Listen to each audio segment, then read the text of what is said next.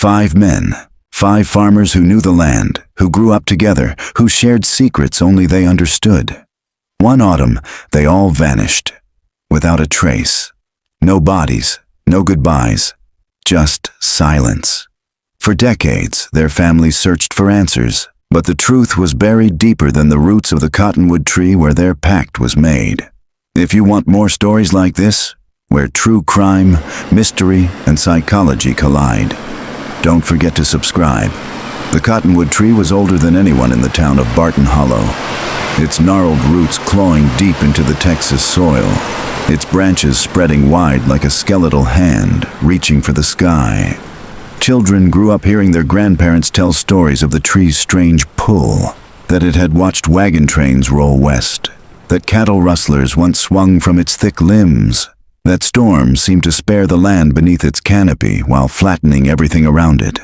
But for 5 men in the autumn of 1987, the cottonwood meant something else. It was a meeting place, a landmark where whispers could be exchanged away from wives, children, and neighbors who gossiped about everything in a town too small to keep secrets. That October, harvest season had ended. Fields of cotton lay stripped, stalks brittle underfoot, the air filled with the faint scent of diesel and dust. On the night of October 12th, the men gathered beneath the cottonwood, their pickup trucks forming a rough circle around it. The headlights cut through the darkness, throwing long shadows across the cracked dirt. Sheriff's deputies would later find tire tracks there. They would follow them for a few hundred yards before they disappeared into nothing. 5 trucks had been parked. 5 men had stood there, and not a single one of them came home. When the town woke the next morning, wives found empty beds. Children cried when their fathers didn't return to make breakfast. Neighbors shook their heads, muttering about wild nights and too much whiskey. But by noon, worry had seeped into every household. These weren't boys. These were men who'd been steady their whole lives, hard workers, churchgoers, veterans, providers. They didn't vanish. The sheriff organized search parties. Volunteers scoured miles of farmland, creek beds, and dirt roads. Planes flew overhead, combing the vast stretches of cotton and sorghum fields. Hunters checked old wells and storm drains, places no man should end up but sometimes did. Nothing. No bodies, no trucks, no sign of struggle. It was as though the earth itself had swallowed them whole. The missing men were Carl Jennings, 52, Vietnam vet, known for his booming laugh and his precision with machinery. David Deke Walker, 44, the youngest of the group, restless and ambitious, eager to sell his land for development. Horace Fields, 60, a quiet, weathered man whose family had farmed Barton Hollow soil since before the Civil War. Tommy Harlan, 49, the practical one, keeper of books and ledgers who mistrusted anyone in a suit.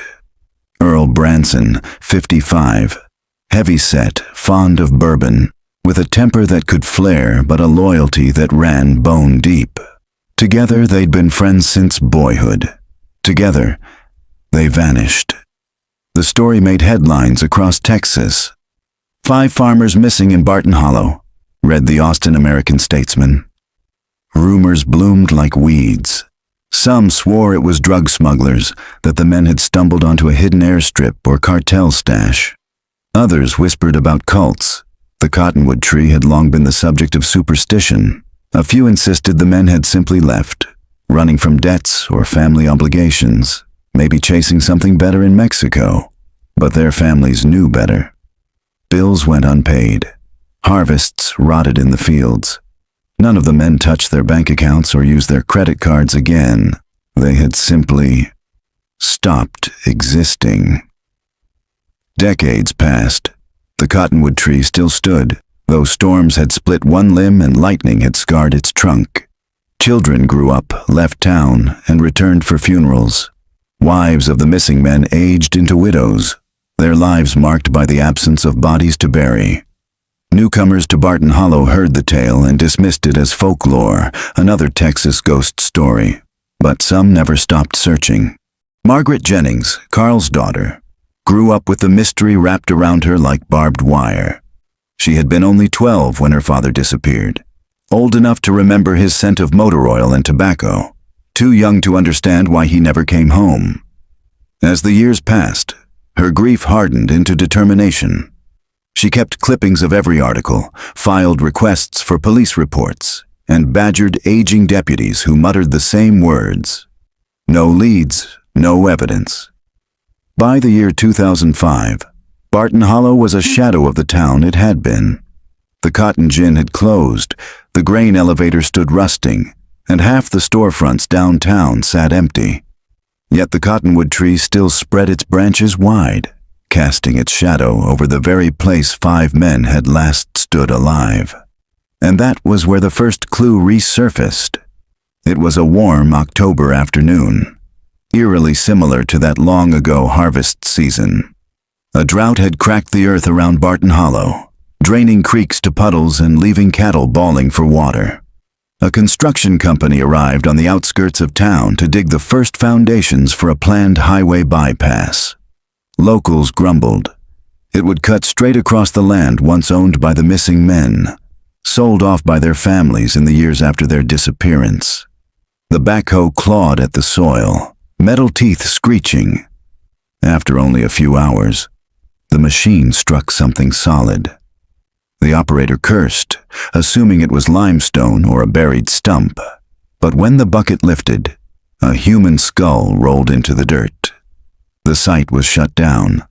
State investigators were called, and the story of Barton Hollow's 5 vanished farmers, long relegated to whispers, came roaring back into the headlines. DNA testing identified the skull as belonging to Deke Walker, the youngest of the 5. He had been buried barely 2 feet beneath the soil, shallow enough that roots had tangled through his ribcage.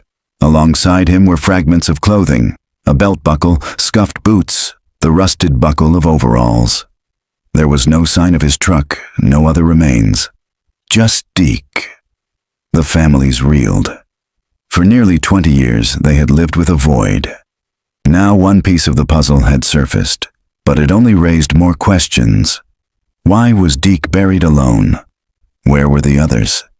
And most importantly, what had they all been doing out by the cottonwood tree that night in 1987? The sheriff's office had no answers, but one retired deputy, long considered eccentric, came forward with a story he had never told in full. He remembered seeing the men at the cottonwood that night, gathered in a circle, their voices low. He'd parked a half-mile away, watching them through binoculars, too ashamed to admit he'd been drinking and too nervous to approach. He swore they'd been arguing. Swore he'd heard words carried on the wind, words like promise, bury it, and never tell. Whatever pact they made that night had ended in their disappearance, and now, as the soil gave up its first secret, Barton Hollow was about to learn that some pacts don't stay buried forever. The autumn sun baked the streets of Barton Hollow as Margaret Jennings pulled her car into the cracked lot of the old sheriff's office. The building looked smaller than she remembered. Its faded brick walls and leaning flagpoles sagged with the weight of decades. Dust clung to the steps, and the windows were cloudy, as if the place had given up trying to see clearly anymore. She shut off the ignition and sat for a long moment, listening to the tick of the cooling engine. Her hands stayed fixed on the steering wheel, knuckles pale, heart thudding in her chest. She hadn't been back here in nearly 15 years, not since she'd stormed through those doors as a teenager, demanding answers the deputies couldn't give. The years hadn't dulled the ache. If anything, the discovery of Deke Walker's remains had sharpened it into something unbearable. Deke had been her father's closest friend, the joker of the group, the one who'd slip candy to Margaret when her mother wasn't looking. Finding him buried in a shallow grave only confirmed what she'd feared all her life. Whatever happened beneath that cottonwood tree had been violent, and her father had been part of it. The question was whether he'd been a victim, or something worse. Margaret drew a breath and opened the car door. The heat slammed into her, carrying the dry metallic scent of dust and cotton. Barton Hollow hadn't changed much, though it looked emptier. The diner where her father used to buy her ice cream was boarded up. The hardware store's windows displayed yellowed closing sale. Signs that had been there so long they were part of the scenery. Even the church steeple looked crooked, as though God himself had stopped paying attention to the town. Inside the sheriff's office, the air was cool but stale. A young deputy behind the desk looked up, startled, as if he wasn't used to visitors. His nameplate read, Coleman. "Can I help you, ma'am?" he asked. Margaret's voice came out steady despite the knots in her stomach. "I need to see Sheriff Cole." The deputy blinked. Sheriff Cole's been retired for years. Margaret hesitated. Then whoever's running this place now. The deputy looked uncertain but finally rose, disappearing through a side door. Margaret glanced around the lobby. The same wood-paneled walls, the same bulletin board with curling flyers about lost dogs and bake sales. But the faces were different. None of the deputies she remembered remained. Time had wiped the slate clean, except for her. When the deputy returned, he was followed by a tall man with silvering hair and a careful expression. He extended a hand. "Sheriff Warren, you must be Margaret Jennings." His grip was firm, his gaze steady, but Margaret caught the flicker of recognition in his eyes. Not recognition of her face. Recognition of the name. Everyone in Barton Hollow knew it. "I came as soon as I heard," she said. "About Deke Walker?" She nodded. The sheriff motioned toward his office. Inside, he closed the door and gestured for her to sit. His desk was stacked with reports, folders spilling over like he was drowning in paperwork. The blinds were half drawn, stripes of sunlight cutting across the room. "I know this must be hard," Warren began. "After all these years—" "It's not hard," Margaret interrupted, surprising even herself. "It's worse than that. It's unfinished." They found one of them. Sheriff. One. And no one can tell me what happened to the others. Or my father Warren's jaw tightened. "We're treating this as an active investigation. The Rangers are involved now. Forensic teams are combing the site. But it may take time."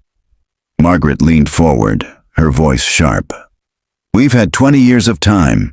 My mother died without knowing. Half the family's moved away. You think we can wait another decade for someone to stumble over another skull?" The sheriff studied her, weighing something. Finally, he sighed. "Off the record, Margaret. Sometimes these cases aren't about what we can prove in court.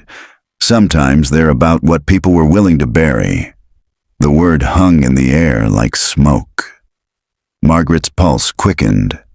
"You think they made some kind of pact, don't you?" Warren didn't answer immediately. He reached into his drawer and pulled out a file, sliding it across the desk. "This is from an old deputy's notes." He swore he saw the men together that night, heard them arguing. He wrote down what little he caught. Margaret opened the file. The paper inside was yellowed, the ink faded but legible. Words scrawled in hurried handwriting. Promise, bury it, never tell. Her throat tightened. She looked up. Never tell what? That's what we're trying to find out. By evening, Margaret was back at the Cottonwood tree. The construction site had been roped off, but she parked on the shoulder and walked past the barriers. The air smelled of clay and diesel. The sun had dropped low, painting the horizon in bands of orange and violet. She stopped at the base of the tree. Its bark was rough under her hand, scarred with initials carved decades ago. She recognized some of them. Boys she'd gone to school with, couples who'd left town, even her father's name once etched alongside her mother's. But near the roots, where the soil had been disturbed, the ground seemed to breathe. The dirt was looser, darker, as if it still remembered what had been hidden beneath it. Margaret crouched, touching the earth. She closed her eyes, imagining 5 men standing here in the dark, arguing, sweating, swearing something they couldn't unsay. Her chest tightened. For the first time, she wondered if her father hadn't just been a victim. What if he'd been part of whatever they buried? The thought left her cold. Night settled over Barton Hollow. Margaret drove back through town, headlights sweeping across empty storefronts and sagging porches. The silence pressed in, broken only by the hum of cicadas. At a stoplight, she caught her reflection in the rear-view mirror. Her hair was streaked with gray now, her face lined with years of waiting. She barely recognized herself. Her phone buzzed in the cup holder. Unknown number. She hesitated, then answered. "Hello?" A man's voice rasped through static. "Margaret Jennings?" Her breath caught. "Who is this?" The pause on the line stretched long enough that she thought the call had dropped. Then softly, "You want answers about your daddy? Meet me tomorrow, midnight, by the gin." The line went dead. Margaret stared at the phone, her pulse thundering. The gin had been closed for years, its machinery rusting, its walls collapsing. No one went there anymore. Whoever had called her knew that, and they knew her name. She tightened her grip on the wheel, heart pounding. The Cottonwood had given up its first secret. Now someone in Barton Hollow was ready to give up another, but at what cost? The old cotton gin loomed like a skeleton against the night sky, its rusted frame cutting jagged shapes into the moonlight. Margaret parked a block away, headlights off, and walked the rest of the distance. Her shoes crunched softly against gravel, each step echoing too loudly in the silence. The gin had been closed since she was a teenager, its machines long gutted, its windows shattered. For kids, it had been a place of dares and drunken bravado. For adults, it was a ruin, best avoided. Tonight it felt like a trap. She checked her phone. 11:58 p.m. 2 minutes. She slipped it back into her pocket and scanned the shadows. The wind moved through the broken slats, making the building groan as though it still remembered the weight of decades of harvests. A dog barked somewhere in the distance, then fell silent. Margaret's pulse hammered in her ears. She thought about driving away, telling herself it had been a prank, a cruel call meant to rattle her. But the voice had known her name. And more than that, it had promised answers about her father. Headlights appeared down the road. A truck. Its engine rumbled low, drawing closer until it rolled to a stop beside the gin. The driver cut the lights, and for a long moment, nothing moved. Then the door creaked open. A man stepped out, his silhouette tall but stooped at the shoulders. He wore a ball cap pulled low, hands shoved into the pockets of his jacket. His boots scuffed against the gravel as he approached. "Margaret Jennings?" he asked. She forced her voice to stay calm. "Depends who's asking."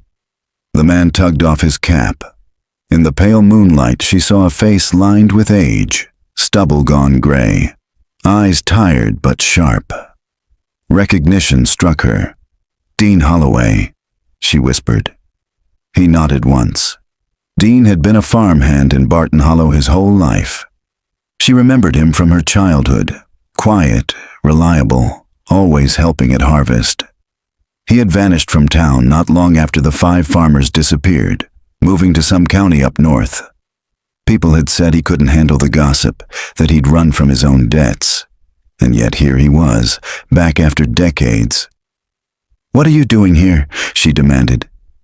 Dean's gaze flicked toward the gin, then back to her. "Because I was there that night." Margaret's breath caught. "You saw them?" she asked. "I saw more than that," Dean said, his voice low.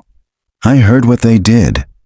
And I've kept my mouth shut for 20 years, but now..." He hesitated, glancing around as if the shadows were listening. "Now Deke's bones have come up, and I reckon the rest will too." Margaret's heart pounded. "What did they do?" Dean shifted his weight, the gravel crunching beneath his boot. His eyes darted back to the gin, then to her again. It wasn't just about farming, or land, or money.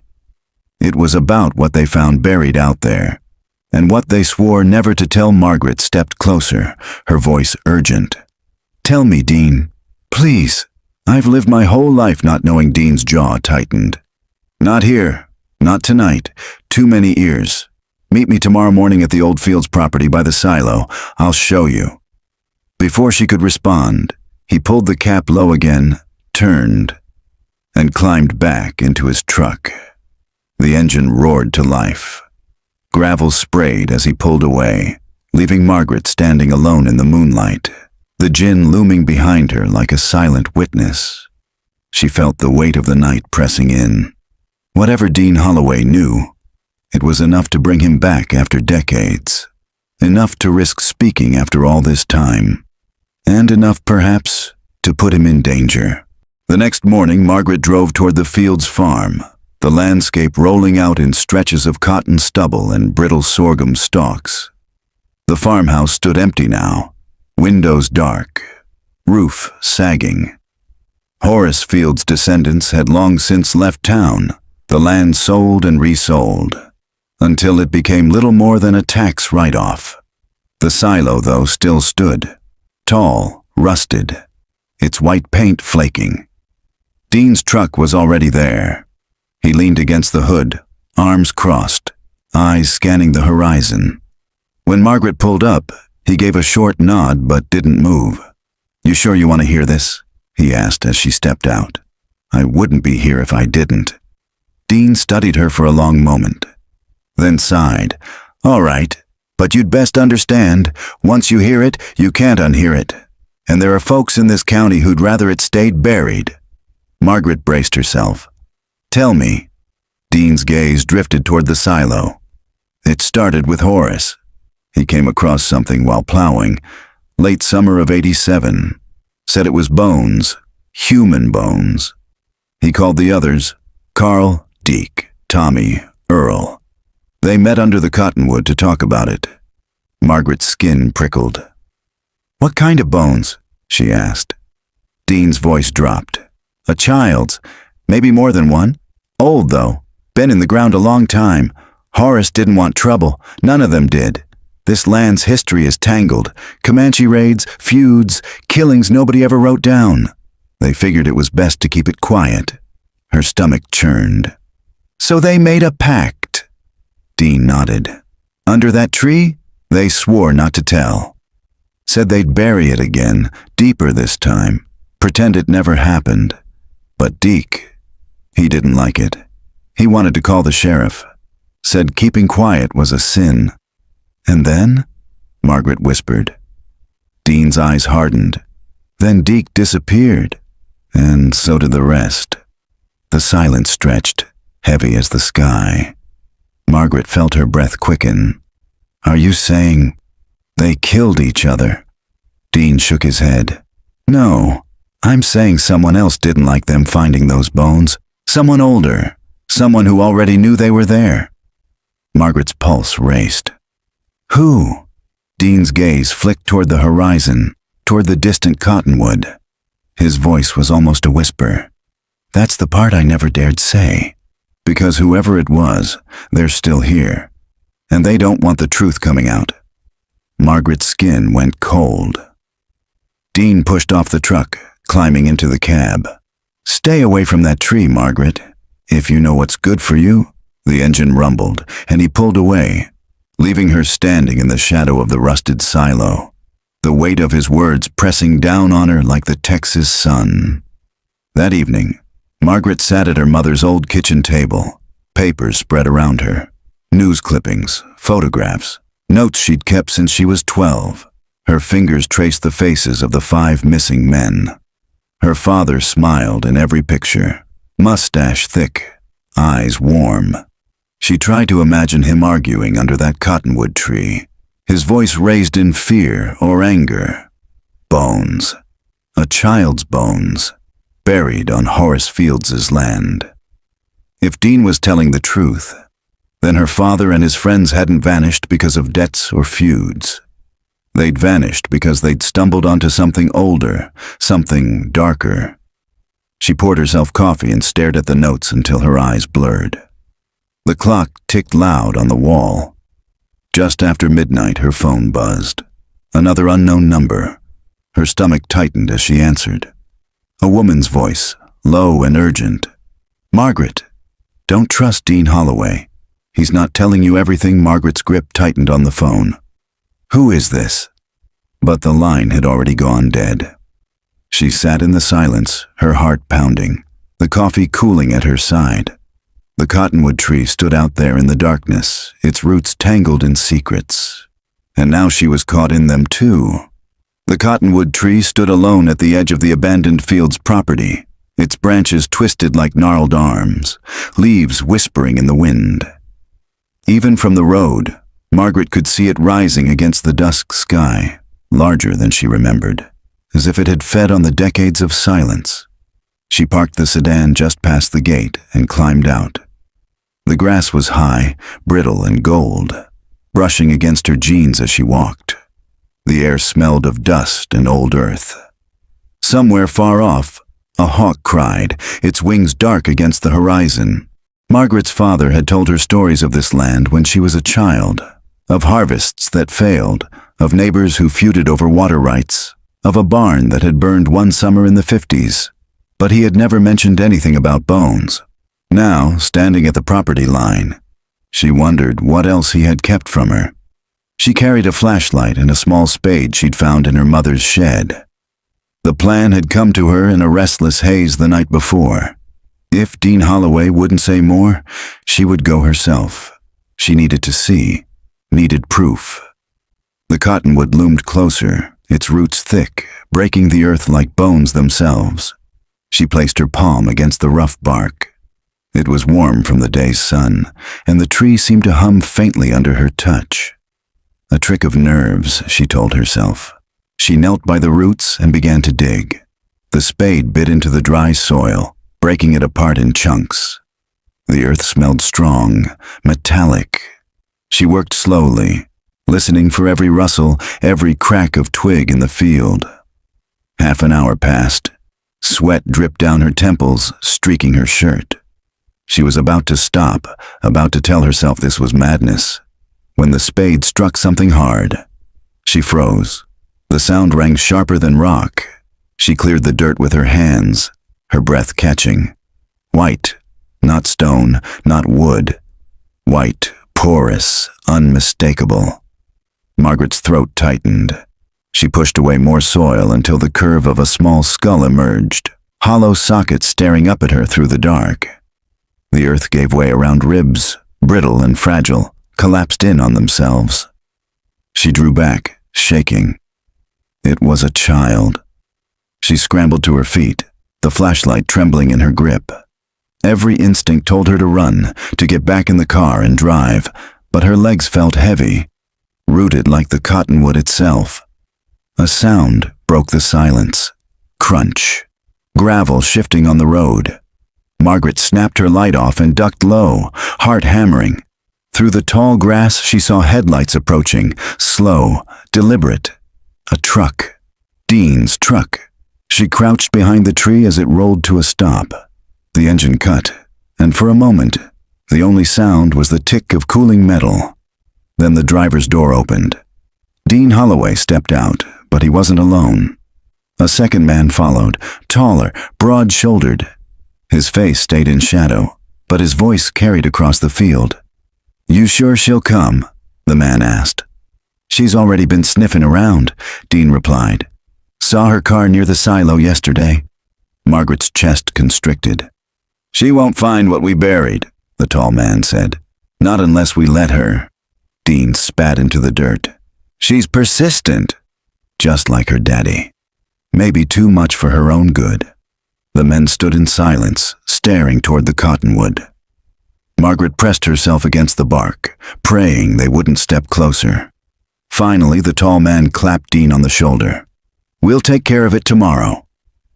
Tonight, we keep quiet." They turned back toward the truck, their boots crunching on gravel. Doors slammed, the engine roared, and the truck pulled away, its red tail lights shrinking until they disappeared into the dark. Margaret stayed frozen long after they were gone, her pulse racing, the air thick in her lungs. Only when the field fell completely silent again did she dare to move. She crouched back to the shallow hole. The skull stared up at her, pale against the soil, Beside it, something caught the beam of her flashlight. A small object half buried in the dirt. She brushed it free. A shoe. Tiny, cracked with age, the leather stiff and brittle. Margaret clutched it in trembling hands. The size was no bigger than an 8-year-old's.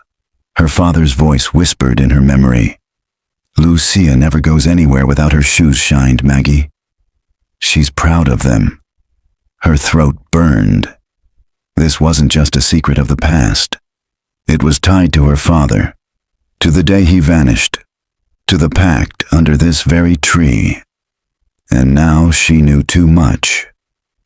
She drove home in silence, the shoe wrapped in an old rag on the passenger seat, her hands gripping the wheel until her knuckles turned white. The road blurred, headlights carving the night. She half expected Dean's truck to appear in her rearview mirror, but the highway remained empty. When she finally pulled into her driveway, exhaustion hit her like a wave. She carried the shoe inside, placed it carefully on the kitchen table, and sat staring at it for a long time. The house was quiet. Too quiet. Every creak of the walls, every groan of the settling wood made her flinch. She checked the locks twice, pulled the curtains shut, then sat back at the table. The shoe lay there like an accusation. She picked up her phone and opened the number of the sheriff's office. Her thumb hovered over the call button. If she reported this, Dean and whoever he was with would know. They'd come for her. But if she stayed silent, she'd become part of the pact herself. Her thumb pressed the button. The line rang once, twice. Then a voice answered. Not the dispatcher she expected, but a low, drawling, male voice. "You shouldn't have gone digging, Margaret." She froze. "Who is this?" The voice chuckled, dark and cold. "Some things stay buried for a reason." The line went dead. Margaret dropped the phone as though it had burned her. The shoe stared back at her from the table, a relic of a child whose bones still lay under the cottonwood. And she realized, with a sinking dread, that the pact wasn't just about the past. It was alive, still being kept, still being enforced. Margaret barely slept. Every time her eyes closed, she saw the hollow sockets of the child's skull, the brittle shoe resting in the dirt, Dean's voice carrying in the wind. She lay on the couch instead of her bed, blanket wrapped around her shoulders, the shoe sealed inside a paper grocery bag on the table. The phone call replayed in her mind over and over. "You shouldn't have gone digging, Margaret." The voice had been disguised, muffled maybe, but familiar in a way that made her skin crawl. She wondered if she'd heard it at church once, or at the farmer's market, or maybe in line at the hardware store. Someone local. Someone who knew her well enough to use her first name. By sunrise, her decision was made. She wouldn't call the sheriff's office again. Not yet. Not when Dean had such easy access to them. Not when men like him had been woven into the county's fabric for generations. Reporting the shoe to them might just hand it back into the very hands that buried it. She needed someone outside, someone who owed no loyalty to Cottonwood County. By late morning, she found herself parked outside the modest brick bungalow of Jonah Price, a retired reporter who had once written for the Austin Chronicle. Jonah had lived through enough scandals to know how to sniff out a story, and though his retirement had been quiet, Margaret had remembered an old column he'd written about rural land disputes, one that had briefly touched on the missing farmers back in the 80s. She sat in the car a long time before gathering the courage to knock. Jonah's yard was cluttered with wind chimes and rusting lawn ornaments, the porch sagging under the weight of forgotten tools. When he opened the door, he looked older than she remembered. Hair thinning, beard untended, glasses slipping down his nose. "Margaret Halbrook," he said, surprise flickering in his eyes. "Haven't seen you since your father's service. I need your help," she blurted. Jonah studied her for a moment, then stepped aside. "Better come in, then." His living room smelled faintly of old books and coffee grounds. Stacks of newspapers and file boxes covered every surface, towers leaning precariously. Margaret perched on the edge of a worn armchair while Jonah settled into the couch, a notebook already in his lap. "What brings you here? After all this time?" She took a breath, steadying herself. "You wrote about the disappearances, the 5 farmers Jonah's pen stilled. That was a long time ago. The Fields brothers, the Rileys, old man Barrett, and your father's friend Lewis. All gone in the same season." "Yes." Her hands trembled in her lap. I think I found something connected to them." She reached into the grocery bag and pulled out the shoe, placing it carefully on the coffee table. Jonah leaned forward, his brow furrowing. "Where'd you get this?" "By the Cottonwood tree on the Fields property. I was digging and there were bones. A child's." Jonah didn't speak for a long moment. He ran his fingers gently over the cracked leather, the way one might touch a relic. "You didn't call the sheriff?" "I tried." Her voice cracked. "But someone answered." "Not the dispatcher. He knew my name. He told me I shouldn't have gone digging." Jonah sat back slowly, his gaze sharpening. "That tree!" "The one they all used to meet under. You know the story?" Margaret shook her head. "They called it the Cottonwood Pact. Old-timers said the farmers swore loyalty there, promised to protect each other's land no matter what. Folks thought it was about standing up against outside developers, but I always suspected it was darker than that." Margaret's skin prickled. "Darker how?" Jonah hesitated, then said quietly, "Rumors. That someone was killed. That the pact wasn't just about land, it was about keeping silent, about covering up something they'd done." Margaret's breath caught. "And my father?" Jonah's eyes softened. "He was close to them." "Closer than most. If he knew what they did, it might explain why he disappeared too." The room seemed to tilt. For years she'd clung to the image of her father as an innocent man, swallowed by mystery. Now the possibility that he'd been complicit gnawed at her, sharp and cruel. "I need to know the truth," she whispered. Jonah tapped his pen against the notebook, a steady, thoughtful rhythm. "Then you'll need records. Old land deeds, police reports, anything the county tried to bury. Lucky for you, I never throw anything away."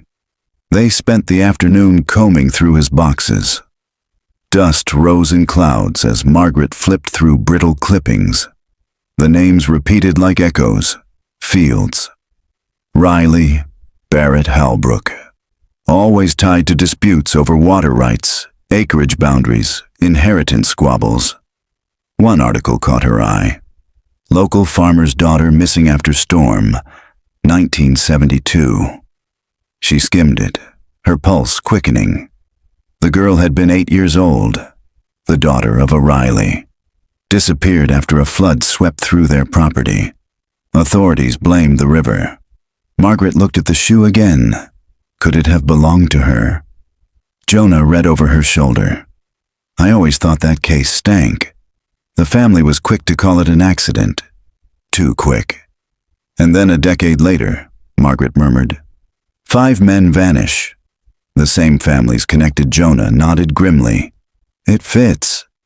By the time Margaret drove home, her trunk was loaded with boxes of photocopied records Jonah insisted she borrow. The sky had gone heavy with clouds, thunder rumbling low in the distance. She carried the boxes inside one by one, stacking them in the kitchen. But as she returned for the last load, she froze on the porch. A truck idled across the street. Its lights were off, but she could make out the outline of a figure behind the wheel, watching. Her chest tightened. She fumbled for her keys, heart pounding, and ducked back inside, slamming the door and locking it. Through the curtains, she watched the truck linger for what felt like an eternity before it finally rolled away. She leaned against the door, trembling. The pact wasn't just history. It was alive, and someone was making sure she knew it. That night the storm broke. Rain hammered the roof. Wind rattled the shutters. Margaret sat at the kitchen table, papers spread before her, lightning casting brief flashes over the headlines. 5 farmers missing. Sheriff says no foul play suspected.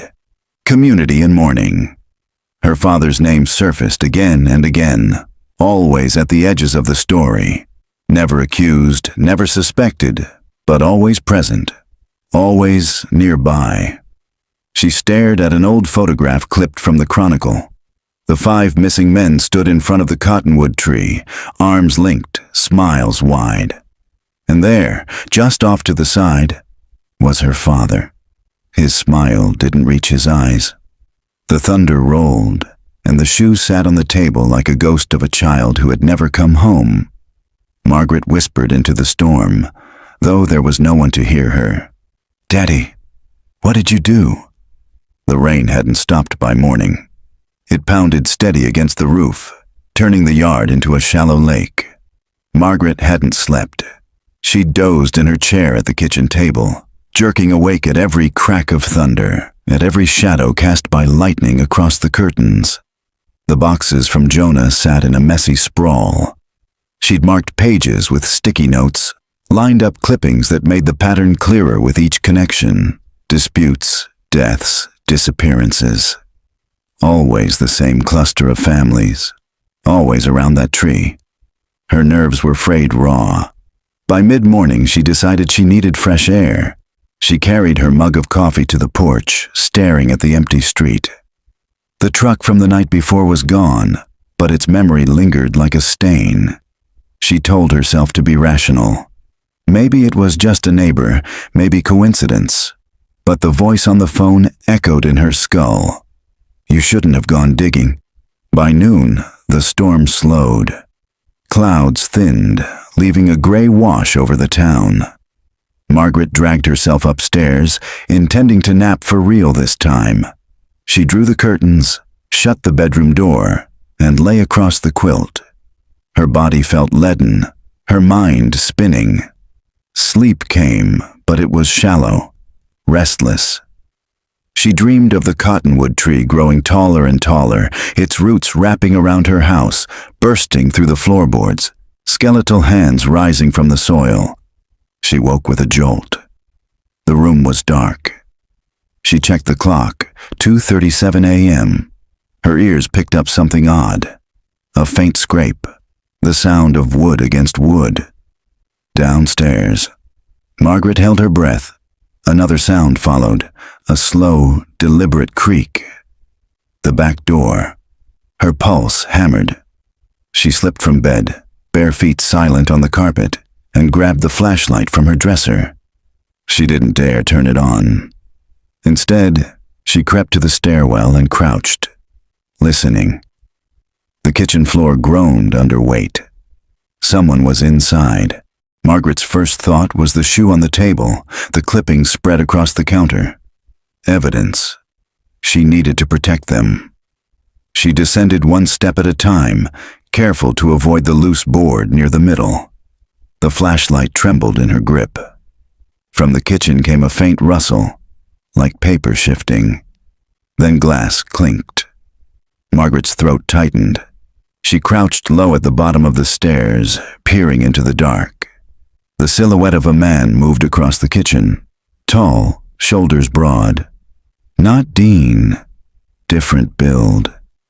He rifled through the papers, shoving some into a bag slung across his chest. Margaret's mouth went dry. She considered running out the front door, but the key was in the bowl beside the intruder. She was trapped. The man turned, his face briefly illuminated by lightning through the window. Margaret caught only fragments. A scar along the jawline, a cap pulled low, eyes cold and flat. He paused, stiffened. Margaret realized the shoe was gone. The bag on his shoulder bulged. Panic surged. Without thinking, she snapped on the flashlight and shone it straight into his face. "Get out!" she shouted, voice breaking. The man flinched, raising an arm against the beam. For one frozen second, they stared at each other across the kitchen. Then he moved. Fast. Margaret stumbled back, heart slamming against her ribs. She darted for the stairs as the man lunged. His boots thundered after her. She reached the landing, slammed her bedroom door, and shoved a chair against the knob. Wood splintered as he rammed it. Margaret snatched her phone from the nightstand, fingers fumbling. The call rang once before connecting. 911, what's your emergency? There's someone, she gasped, but the words died as the line went dead. Static. Then silence. He'd cut the phone. The door shuddered under another blow. The chair legs screeched. Margaret grabbed the heavy lamp from the dresser, clutching it like a weapon. "Leave me alone!" she screamed. The pounding stopped. Silence fell, thick and suffocating. She strained to hear, her own breath ragged in her ears. Then, footsteps, slow, deliberate, retreating down the stairs. The back door creaked again, slammed shut. She stayed frozen until dawn bled gray through the curtains. By morning, the kitchen was a wreck. Papers scattered, boxes overturned, mud tracked across the floor. The shoe was gone. Several of Jonah's clippings missing too. Whoever the man was, he'd known exactly what to take. Margaret slumped against the counter, trembling. She should call Jonah, warn him. But the fear of dragging him into danger knotted her stomach. Instead, she cleaned. Slowly, methodically, as though restoring order could erase the violation. She scrubbed the muddy prints, stacked the papers, swept away the shards of glass from a broken tumbler. But no matter how hard she cleaned, the smell lingered. Damp soil, sweat, intrusion. When she finally sank into a chair, exhaustion pulling at her bones, she knew one thing for certain. This wasn't just about a pact between farmers. It was bigger, older, deeper. And now it had her in its grip. Jonah Price didn't answer her first call, or the second. By the third attempt, Margaret's hand shook so badly she almost dropped the phone. When his voice finally came through, groggy and gravelly, she nearly broke down with relief. "Jonah, it's me. Someone broke into my house last night. They took the shoe, some of the clippings too." Silence stretched across the line. Then Jonah said, low and steady, "Stay where you are. I'll be there in 20 minutes. The old reporter arrived in less than 15, his car rumbling to a stop outside her driveway. He looked different in daylight, hair sticking out in tufts, jacket hanging off thin shoulders. But his eyes were sharp as ever, scanning the street before he even approached the door. Margaret let him in. He took in the kitchen with one glance, the scrubbed floor, the scattered papers still in slight disarray, and exhaled. "They were careful," he muttered. "Knew what to take. Did you see him?" Margaret hesitated. Tall, scar along the jaw, wore a cap low. He didn't say anything, but he knew what he wanted. Jonah scribbled in his notebook, the page already filled with cramped handwriting. That wasn't some random thief. That was someone tied to this. They wanted the shoe because it could prove a child died out there. Margaret slumped into a chair. "What do I do? I can't go to the sheriff. I can't even call 911. The line cut off before I got a word out. Jonah set down his pen. "Then you don't go to them." "Not yet. We work quiet. We dig deeper than they expect." He reached into his satchel and pulled out a folder. "I didn't tell you yesterday, but I've been keeping tabs on Dean Holloway for years. He was the youngest of the pact. Tried to walk away once in the 90s, but something pulled him back. Bank records, land deeds, he's tied to all of it." Margaret's stomach twisted. "He was at the tree. I heard him talking to another man. They knew I'd been out there." Jonah's eyes flicked up. "Then we've got less time than I thought." That afternoon, they pored over the folder together. The documents painted a web Margaret hadn't expected. Holloway Farms tied to Riley Cotton, Barrett Feed, and Fields Grain. Interconnected loans, mysterious payoffs, sudden debt relief. Always balanced like pieces of a puzzle no outsider could understand. And threaded through it all, dates that matched the disappearances. Jonah tapped one ledger with his pen. "See this? October 1983. 5 months before they vanished, a loan is forgiven for the Barrett family. No paperwork, no explanation. The same week, a Riley cousin is killed in a supposed hunting accident. Convenient, isn't it? Margaret leaned closer. The ink was faded, but the number leapt at her. $10,000. Enough to buy silence. Her father's name appeared on the next page, listed as guarantor on a loan that vanished into thin air. Margaret's throat tightened. So he knew about this. He was part of it. Jonah placed a hand gently on hers. Don't jump to conclusions. Maybe he was caught up in it. Maybe he wanted out. That's why we dig. To find the truth, but his eyes told her he wasn't certain. Evening fell heavy, shadows stretching across the kitchen. Margaret lit a lamp, the glow casting their papers into sharp relief. A knock at the door startled them both. Margaret froze. Jonah held up a finger, motioning for silence. He crept to the window, peering through the curtain. A woman stood on the porch, late 50s, her raincoat dripping from the drizzle that had returned. She clutched a paper sack to her chest like a lifeline. Jonah frowned. That's Clara Riley, widow of one of the packed men. She hasn't spoken about it in decades. Margaret's pulse quickened. She moved to the door and opened it cautiously. Mrs. Riley? The woman's eyes darted around the street before she pushed inside. She smelled faintly of rain and mothballs, her face pale and drawn. They're watching me, Clara whispered. I saw you with Jonah yesterday. You need to be careful. Dean doesn't forgive questions. Margaret guided her to a chair. Please, sit. What do you know? Clara set the sack on the table and unrolled it. Inside lay a bundle of yellowed letters, tied with string. My husband wrote these before he vanished, she said, voice trembling. I never showed anyone.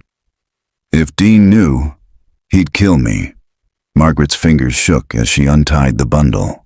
The handwriting was faded but legible. Lines of fear etched across every page. They made me swear under the tree. Said it was for the land. But it wasn't. It was for the girl. We can't talk about her. We can't even say her name. If anyone breaks the pact, they'll bury us too. Margaret's vision blurred. The child's skull, the shoe, the erased name. It all clicked into place. Jonah read over her shoulder, his face grim. This proves it. They didn't just vanish. They were silenced. Clara wrung her hands. I don't want to be next. I shouldn't have come. Margaret gripped her hand. You did the right thing. This could bring them down. But even as she said it, fear coiled in her gut. Because the pact hadn't faded with time. It was alive, breathing, watching, and now it knew exactly who had broken the silence. Rain tapped steadily against the windows as Margaret spread Clara's letters across the kitchen table. The handwriting trembled on every page, the ink blotched in places where sweat or tears had smudged it. Jonah leaned close, his pen scratching notes in the margin of his notebook. Clara sat hunched in the corner, wringing her hands, her eyes darting to the window as though she expected headlights to sweep the street at any moment. Margaret picked up the first letter. October 3rd, 1987. They called us to the tree again. Horace says it's just a matter of loyalty, but Deke isn't sleeping. He mutters about what's under the ground. I told him to hush before Dean heard, but he wouldn't. He says we're cursed if we stay quiet. Maybe he's right. Maybe we already are. Her hands shook as she passed it to Jonah. He read quickly, jaw tightening. This isn't just rumor, he muttered. This is confession. Margaret unfolded another. October 10th, 1987. The girl. She wasn't from here. Horace found her bones first, but there are more. Too many. We argued till dawn. Earl says it's none of our concern, but Carl wanted to tell someone. If he had, maybe we wouldn't be trapped now. Maybe they wouldn't have sworn us all to silence. Margaret pressed a fist to her mouth, fighting nausea. Her father's name burned on the page.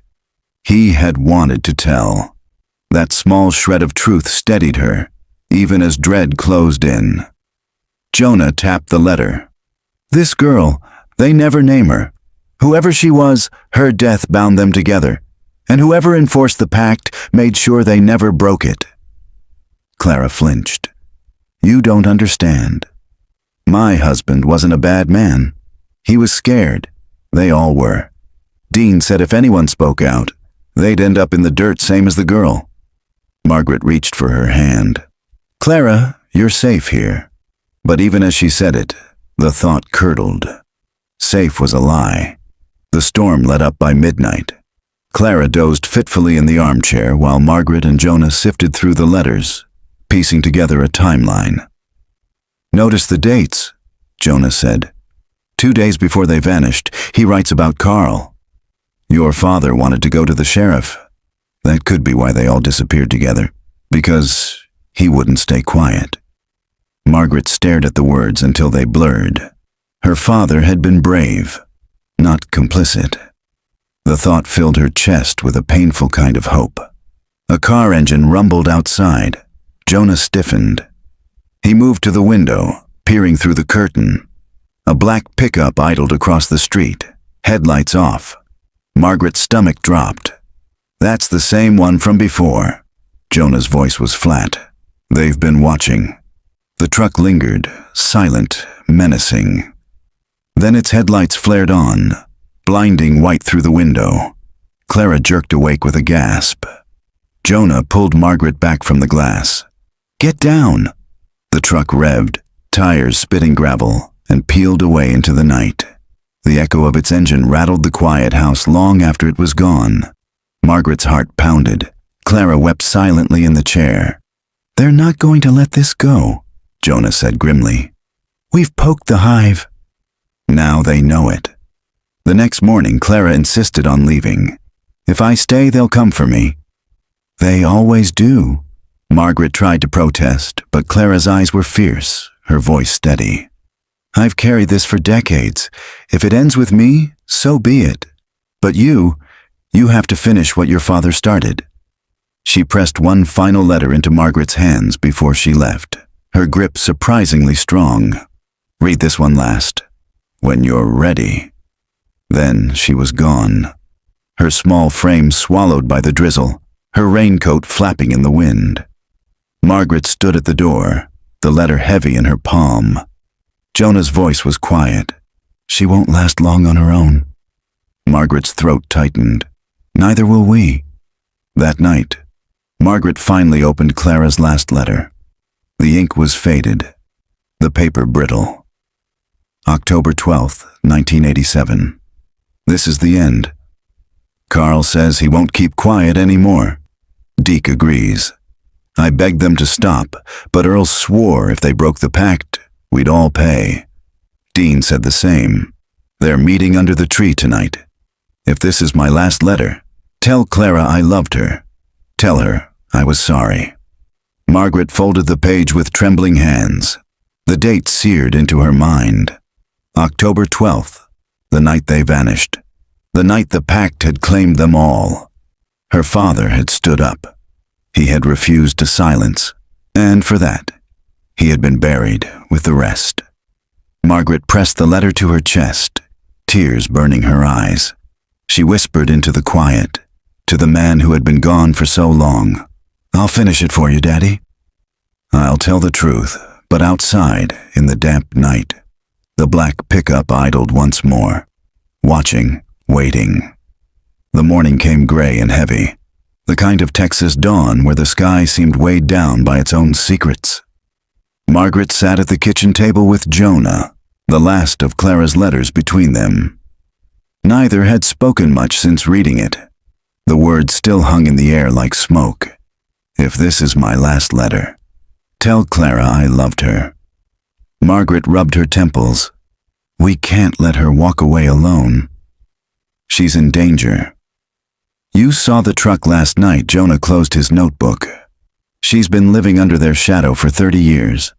Maybe she knows how to hide better than we do.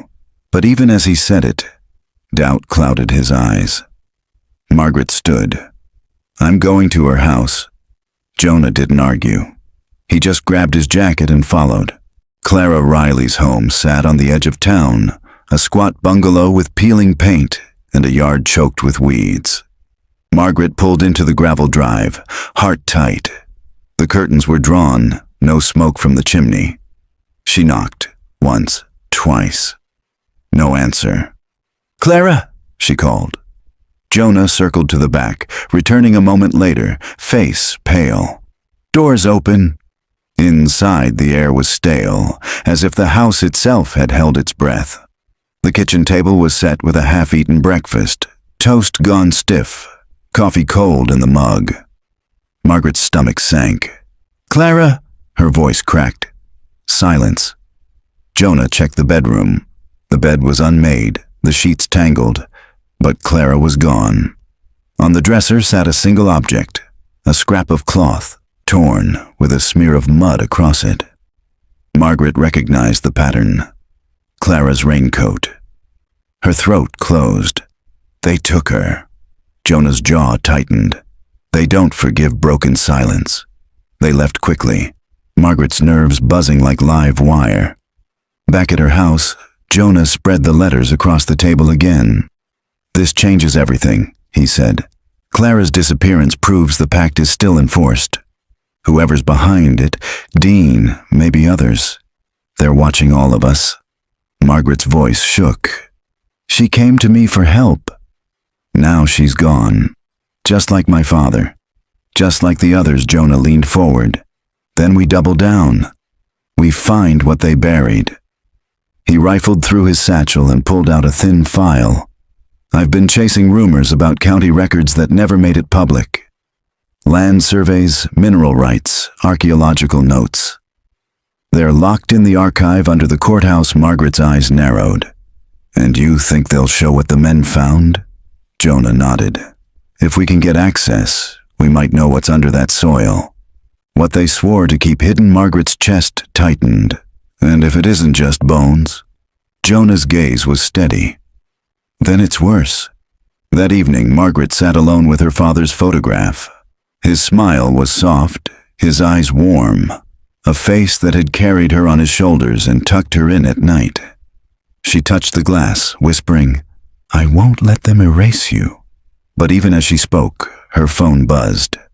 Unknown number. Her hand trembled as she answered. "Hello?" A man's voice rasped, low and steady. "You couldn't keep Clara safe. What makes you think you'll do any better for yourself?" Margaret's blood ran cold. "Where is she?" The line went silent. Then a click. Dead. Margaret collapsed into the chair, shaking. Jonah appeared in the doorway, having overheard. His face hardened. "They want you scared. Don't give them what they want." But fear had already seeped into her bones. She realized then, it wasn't just about uncovering the truth. It was about surviving long enough to speak it. The Barton Hollow courthouse loomed over the square like a relic that had outlived its purpose. Its limestone walls were stained with decades of weather. The clock tower stuck permanently at 12. Margaret and Jonah parked on the side street, their headlights cutting briefly across shuttered storefronts before going dark. It was close to midnight. The square lay empty, shadows stretching long across the cracked pavement. "You're sure about this?" Margaret whispered as they walked toward the courthouse steps. Jonah adjusted his satchel, his notebook tucked under one arm. "If the county buried records, they'll be down in the basement archive. I've been inside before. They never throw anything away. They just lock it behind thicker doors." Margaret's pulse thudded in her ears. "And if someone's waiting? Then we hope they're as tired as this town." The front doors were locked, but Jonah produced a thin set of keys. Margaret gave him a startled look. He shrugged. "Old habit. A reporter's only as good as the doors he can open." The key turned with a reluctant click, and the doors creaked wide. Inside, the courthouse smelled of mildew and dust. Their footsteps echoed across the marble floor, too loud, too exposed. Jonah led her down a narrow stairwell, the bulb overhead flickering. At the bottom, a steel door barred their way. He knelt, working the lock with careful precision, his breath steady. When it finally gave, the stale air of the archive rushed out like a held breath. Rows of metal shelves stretched into the dark, sagging under boxes and binders. Dust motes drifted in their flashlight beams. Margaret shivered, the weight of silence pressing down. "Where do we start?" she asked. Jonah scanned the room. Land deeds, survey reports, anything tied to the field's property? They worked methodically, pulling boxes, rifling through brittle pages. Hours slipped by, the courthouse settling with groans and creaks. Margaret's eyes burned, her fingers blackened with dust. Then Jonah froze. "Here." He set a file on the table, the cover stamped County Survey, 1968. Inside were maps of the field's land, notations scrawled in pencil. One section was circled in red, the ground near the cottonwood tree. Margaret leaned close. "What's that note say?" Jonah squinted. "Subterranean void. Recommend excavation." Her stomach lurched. "A void? Like a cave? Or a pit?" Jonah murmured. He flipped to another page. An unsigned report described human remains of small stature, uncovered during preliminary digging. No follow-up, no police report. Just a stamped word across the bottom, "Closed." Margaret's chest tightened. They knew. All those years ago. They knew there were children buried out there, Jonah nodded grimly. And someone made sure it never left this room. A noise broke the silence. The faint scrape of a shoe against concrete. Margaret's breath caught. She snapped off her flashlight. Jonah did the same. The archive plunged into darkness. Another step echoed down the hall. Slow. Deliberate. Margaret's pulse thundered. She clutched Jonah's arm, her nails digging into his sleeve. The footsteps drew closer, stopping just outside the steel door. The knob rattled. Jonah leaned close, his whisper barely audible. "We locked it behind us." The knob rattled again, harder this time. Then silence. Margaret bit back a gasp, straining to hear. The air was thick, suffocating. Finally, the sound of retreating steps echoed up the stairwell. The door stayed shut. Jonah exhaled slowly, his hand trembling as he wiped sweat from his brow. "They knew we'd come." Margaret's voice shook. "Then we don't have much time." They gathered what they could, maps, reports, photocopies, and shoved them into Jonah's satchel. Every creak of the shelves, every groan of the courthouse walls made Margaret flinch. When they finally slipped back into the night air, the square was deserted. But a single black pickup idled at the far corner, its headlights off. Jonah grabbed her arm. "Don't look. Just walk." They reached the car, climbed in, and pulled away. Margaret's hands shook on the wheel as she checked the rearview mirror. The pickup followed at a distance, never closing, never falling away. It tailed them all the way to her driveway, then stopped at the corner, engine rumbling low. Jonah's face was grim. "They're not hiding anymore." "They want us to know they're watching." Margaret stared at the satchel on the seat between them, the weight of the stolen records pressing heavy. "They can watch all they want," she whispered. "We've got the truth now." But as she spoke, the truck's headlights flared, flooding the street with blinding light. And in that moment, Margaret realized truth alone wouldn't save them. The headlights blazed into Margaret's living room, flooding the walls with harsh white light. She stood frozen by the window, Jonah at her side, the satchel of courthouse records clutched to his chest like contraband. For nearly a minute, the black pickup idled at the corner. The engine's low growl filled the night, steady, patient, unhurried. Then the light snapped off. The truck rolled backward into shadow, swallowed by the trees lining the street. Jonah muttered, "They're letting us know the leash is short." Margaret couldn't unclench her fists. "Then we tighten ours. Tomorrow we go to Reyes." "Tonight," Jonah said, his jaw set. "If we wait, Those files may disappear again. Or we might. The station was dark when they arrived. Midnight had drained the town of motion. But the side lot held 2 cruisers. Jonah pounded on the glass until a weary officer appeared. "Detective Reyes," Jonah demanded. "Now!" Within minutes, Reyes joined them in the lobby. Shirt untucked, eyes heavy with fatigue. Margaret spread the files across a table, her hands trembling. Maps, survey notes, the stamped word "closed." Reyes flipped through, his brow tightening with each page. "Where did you get these?" he asked finally. Jonah leaned forward. "Buried in the courthouse basement. Locked away for decades," Reyes exhaled. "You realize breaking into county property is—" "Don't!" Margaret snapped. "Don't tell me about laws when children were left in the ground." Silence stretched. Reyes closed the folder, his jaw tight. "I'll need time to verify. Chain of custody is a mess now. If I show this to Austin without context, they'll bury it again. We need a plan." Jonah's voice rose. "A plan?" Reyes' 5 men vanished. Margaret's brother among them. "These files prove cover-up. If you don't move now, you're part of it." Reyes' eyes flicked toward Margaret, softening. "Give me one night. I'll push this through the right channels. No leaks, no whispers. Tomorrow we act reluctantly."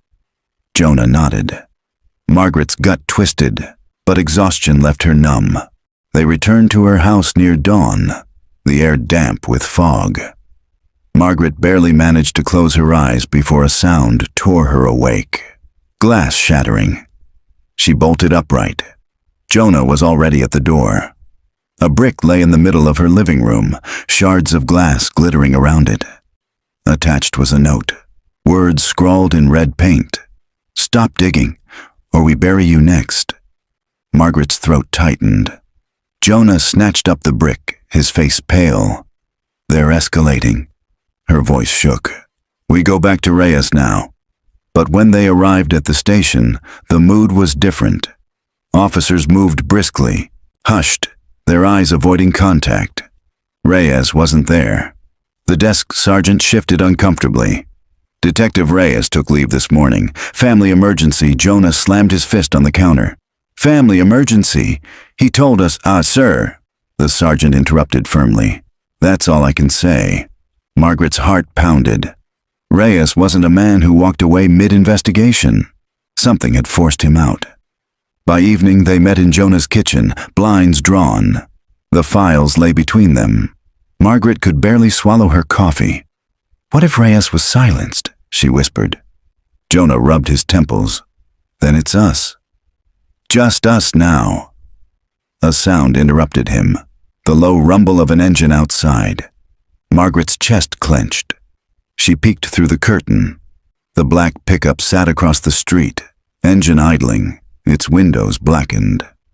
"Jonah," she whispered. He pulled her back. "Stay away from the window." A figure climbed out, tall, broad-shouldered, face shadowed beneath a cap. He walked deliberately toward the house. Jonah grabbed the nearest thing, a heavy wrench from the counter. "Back door." Now Margaret hesitated, every nerve screaming to freeze. The figure's footsteps crunched closer. Jonah shoved her toward the kitchen door. "Go!" They bolted into the yard, stumbling through wet grass. Behind them, the front door crashed open, wood splintering. Margaret's lungs burned as they tore through the alley. A shout rang out behind them, then the thunder of pursuit. Jonah yanked her into the darkness between 2 sheds, pressing her against the wall, both of them gasping. A silhouette moved across the alley mouth, paused, listened. Margaret held her breath until her chest ached. Finally, the figure moved on. The sound of boots faded. Jonah's whisper was ragged. "They're done warning us." Margaret's hands trembled violently. She thought of the files, still spread across his kitchen table, evidence left behind like bait. "They'll destroy it all," she whispered. Jonah nodded grimly. "Then we burn it into memory. Every line, every map." They can't erase what we know. In that moment, Margaret understood. The Cottonwood Pact wasn't just an old secret. It was alive, ruthless, and willing to kill to stay buried. And they were already inside its jaws.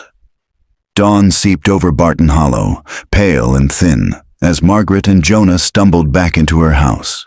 The bricks still lay on the living room floor, the red words glaring like fresh wounds. She wanted to sweep it up, to erase the threat from her sight. But Jonah stopped her. "Don't," he said.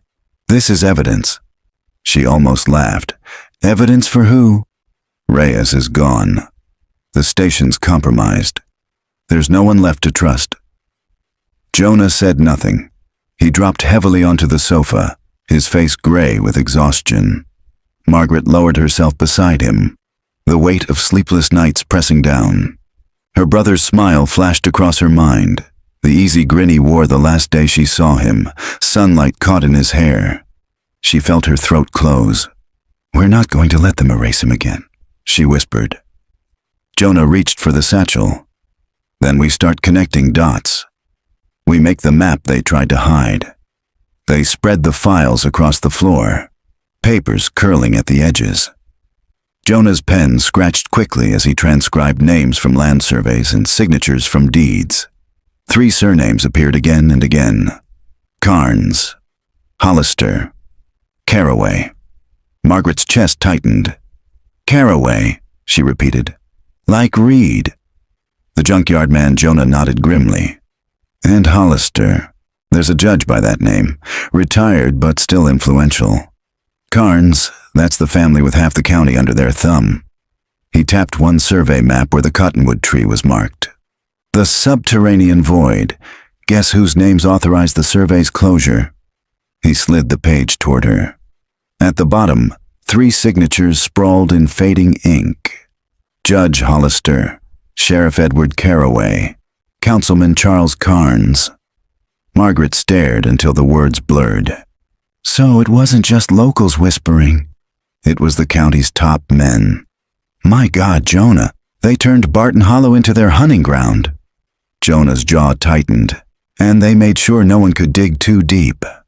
Not law, not family, not memory. That evening, Jonah suggested they drive out, quietly, carefully, to where the old Carnes farm bordered the field's land. If there's still a void under that cottonwood, maybe we'll find something they missed. Margaret's hands trembled on the wheel as they crossed empty roads. The cotton stretched endless, ghostly in moonlight. When they reached the field, the tree rose from the earth like a sentinel, branches black against the sky. The ground around it seemed to breathe, shifting faintly under the wind.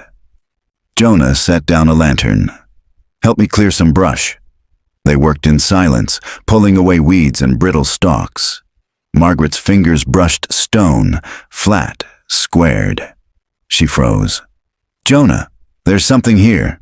Together they uncovered a slab of concrete, edges rough, surface mottled with stains that looked too dark, too permanent. Jonah crouched, tracing the outline. "This isn't farm work. This is a cover." Margaret's stomach churned. "A cover for what?" Jonah's eyes met hers, hard and certain. "For a grave." The sound of an engine broke the stillness. Headlights swept across the field, blinding. Margaret's heart lurched as a truck bounced over the dirt path, speeding straight for them. "Run!" Jonah hissed. They sprinted toward the tree line, the lantern tumbling, its light snuffed in the grass. The truck roared closer, tires spitting soil.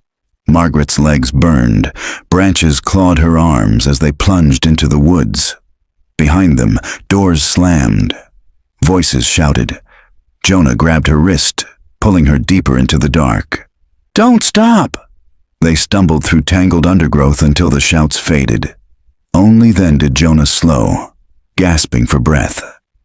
Margaret pressed a hand against a tree, her chest heaving. They knew we'd come. They were waiting. Jonah nodded, eyes fierce even in the dark. "Which means we're close. Too close for them to risk silence anymore." Back at her house, Margaret collapsed into a chair, every muscle aching. Jonah dropped into the seat across from her, pulling the files close again. They wanted to scare us off. But fear is proof. Proof that what's under that slab would damn them all. Margaret's hands shook. You really think... Jonah's voice was low, steady. Yes. Children, Margaret. Your brother. Maybe more. That's why the pact existed. To feed whatever sickness lived in those men. To make sure no one could speak. Tears stung her eyes. She thought of Daniel as a boy, climbing the Cottonwood, his laughter carrying across the fields. She gripped the edge of the table until her knuckles whitened. I won't let them keep him in the dark. Jonah's gaze locked on hers. Then tomorrow, we dig. With or without help. But outside, in the quiet street, the black pickup waited again. Its engine idled low, steady as a heartbeat. This time, it did not leave.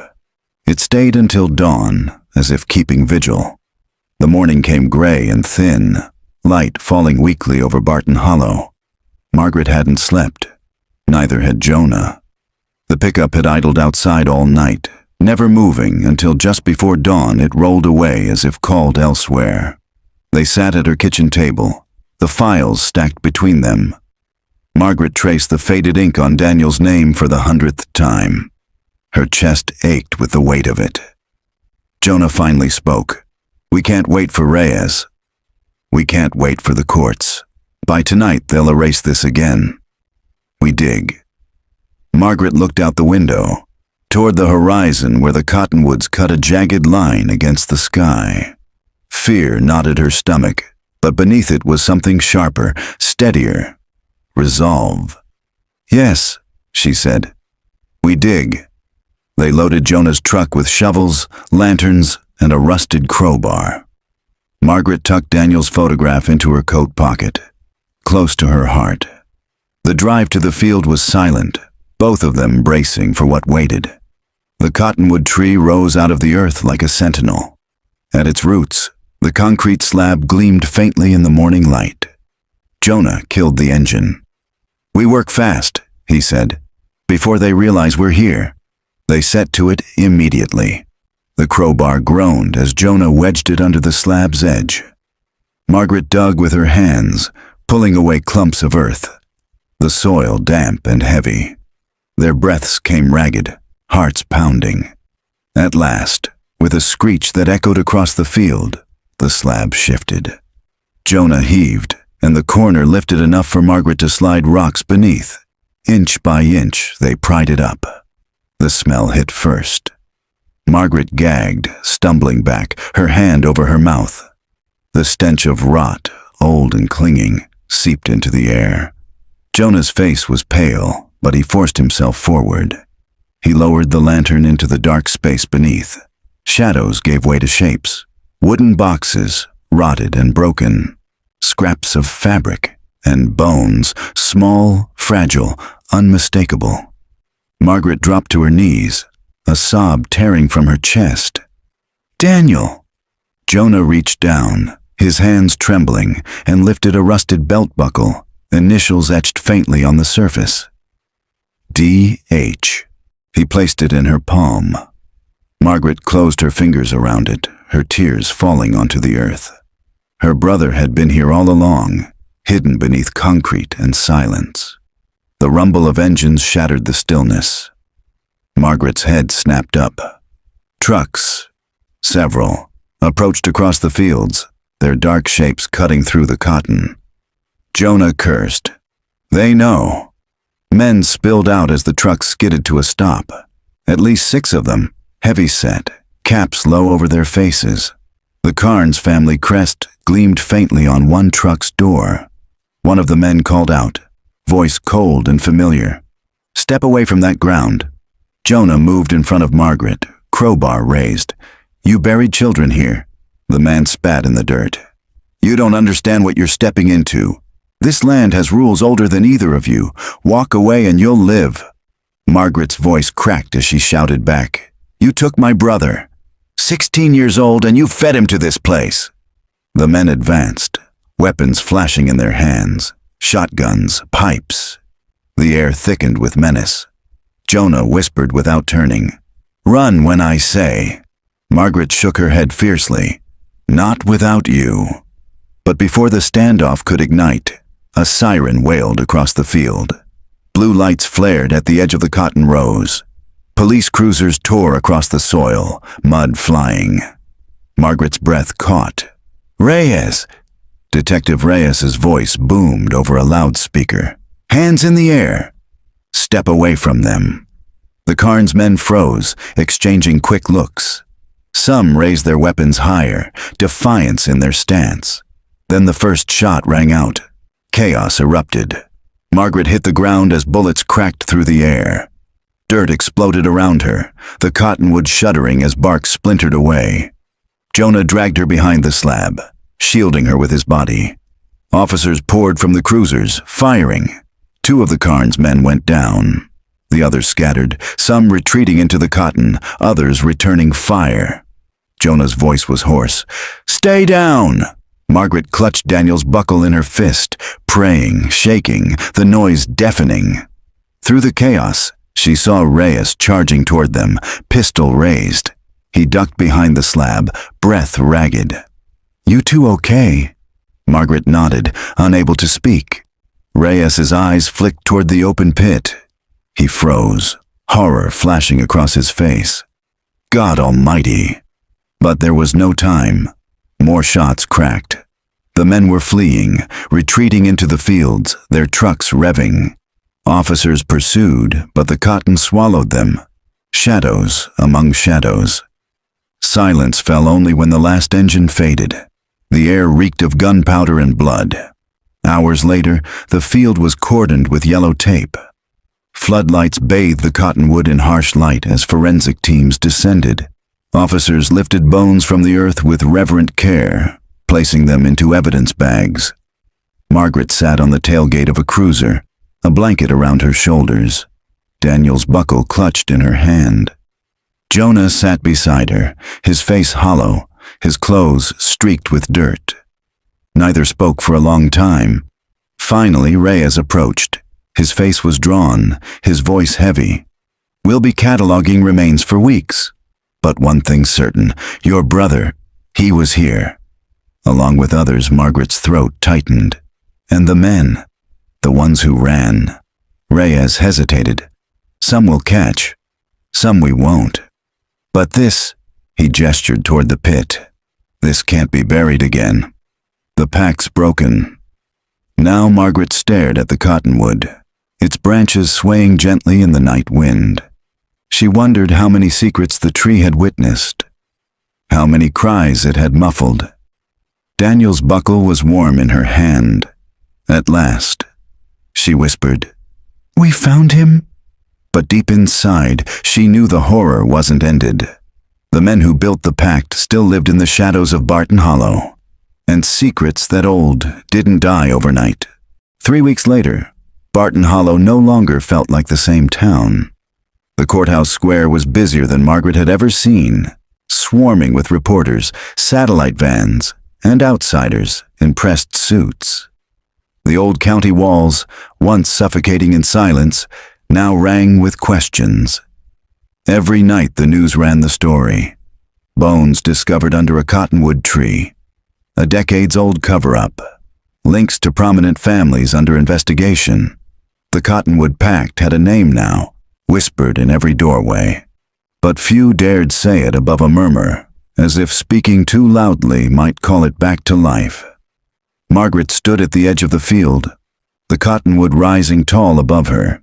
Yellow tape still ringed the site, though most of the remains had been taken to Austin for analysis. She came often, leaving flowers at the roots where the soil had been disturbed. In her coat pocket, Daniel's belt buckle rested warm against her palm. Jonah joined her quietly, his notebook tucked under one arm. He looked thinner, paler, his eyes carrying the exhaustion of too many sleepless nights. "They identified 3 so far," he said softly. "Daniel, Caleb Dorsey, and a boy from Burnett who went missing in '72." Margaret's throat tightened. And the others? Jonah shook his head. Still waiting on DNA. Some families will get answers. Some never will. She stared at the ground, tears welling. They were just boys. They never had a chance. Jonah rested a hand on her shoulder. You gave them a voice again. That matters. That are at the station. Reyes met them in his office. He looked older, his hair grayer, his shoulders heavy beneath his jacket. We've got warrants for 2 of the Carnes men, he said. 1 Hollister too, but most of them... He trailed off, rubbing his forehead. Most of them are ghosts now. Dead, or protected by people higher up the chain. Margaret's anger flared. So they walk free? Reyes's gaze met hers. Some will. Some won't. But secrets this big, they rot the foundation. Once the cracks start, the whole house falls sooner or later. Jonah leaned forward. And until then... Reyes's jaw tightened. Until then, you watch your backs. That night, Margaret sat alone in her living room. The brick hole in her window had been patched, but she could still feel the ghost of it. She turned the buckle over in her hand, tracing the initials with her thumb. The house was quiet, yet the silence no longer felt like a comfort. She closed her eyes, and for a fleeting moment, she heard Daniel's laughter echo through the yard. The sound of him climbing the cottonwood as a boy, carefree and alive. Her eyes opened to darkness. The tree stood miles away, stripped of innocence, its roots heavy with bones. A week later, Barton Hollow held a memorial. Families gathered in the churchyard. Photographs of missing sons and brothers placed on long tables draped in white cloth. Margaret set Daniel's picture down among them, her hands trembling. When she stepped back, she saw mothers clutching faded Polaroids, fathers staring at shoes polished for the first time in years. Each face was marked with grief, but also with a grim, shared vindication. The truth was theirs now, no longer buried. The pastor's voice carried over the crowd, soft but steady. They tried to silence the innocent. But memory speaks louder than concrete. Today we remember, tomorrow we rebuild. Margaret bowed her head, whispering Daniel's name like a prayer. That night, she returned once more to the Cottonwood. Jonah walked beside her, Reyes following in silence.